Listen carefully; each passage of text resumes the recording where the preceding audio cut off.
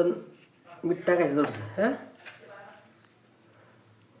Hello guys, आपण आज करत आहोत खारे शंकरपाळे. त्याच्यासाठी आपण 2 वाट्या मैदा चाळून घेतला आहे. त्याच्यात चवीनुसार मीठ टाकलेलं आहे. वाळत आहे.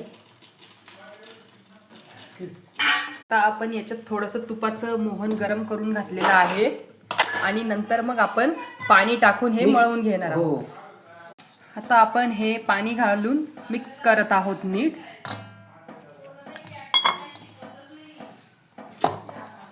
आता आपण पीठ मस्त मळून घेतलेलं आहे.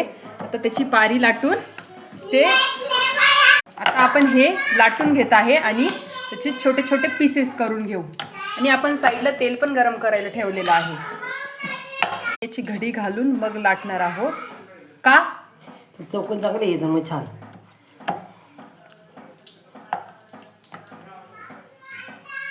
करत आहोत.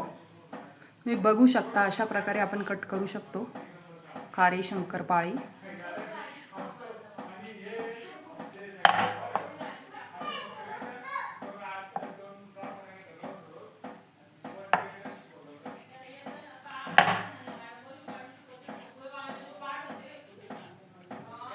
तेल पण आपलं तापलेलं आहे बऱ्यापैकी.